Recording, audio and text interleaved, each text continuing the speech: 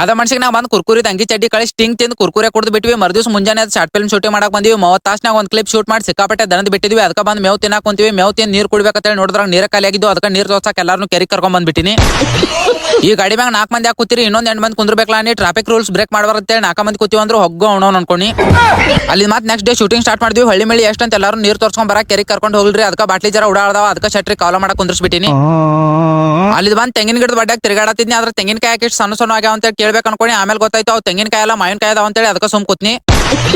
ಸುಮ್ ತಿರ್ಗಾಡ ಕೈ ಮ್ಯಾಗ ಬೆಕ್ ಕೂತಿತ್ತು. ಆಮೇಲೆ ಜೂಮ್ ಹಾಕಿ ನೋಡಿದ್ಮ್ಯಾಗ ಗೊತ್ತಾಯ್ತು ಬೇಕಲ್ಲ ಅದು ಆಣಿ ಐತೆ ಅಂತೇಳಿ. ಹಂಗ ತಿರುಗಿ ನೋಡಿದ್ರಾಗ ನವಿಲ್ ನೋಡ್ರಿ ಎಷ್ಟು ಚಂದ ಡ್ಯಾನ್ಸ್ ಮಾಡತೈತಿ. ಅಲ್ಲಿ ಒಂದ ಬೈಕ್ ಮ್ಯಾಗ 20 ಮಂದಿ ಕೂತ್ ನೀರ್ ಕುಡಿಯಾಕ ಬಂದಿವಿ. ನೀರ್ ಬಾಳ ಕೆಳಗಿದ್ದು. ಅದಕ್ಕೆ 2ನೇ ಬುಕ್ನಾಗಿನ ಜಾನಕ್ಕಾಗಿ ಫೋನ್ ಚೇಂಜ್ ಮಾಡೋಣ ಅಂತ ಕೇಳಿ ಪಟ ಕಲ್ತಂದ್ ನೀರಾಗ ಹೋಗಿ ನೀರ್ ಮ್ಯಾಗ ಬರ್ಸಿ ಕುಡ್ದು ಬಿಟ್ವಿ.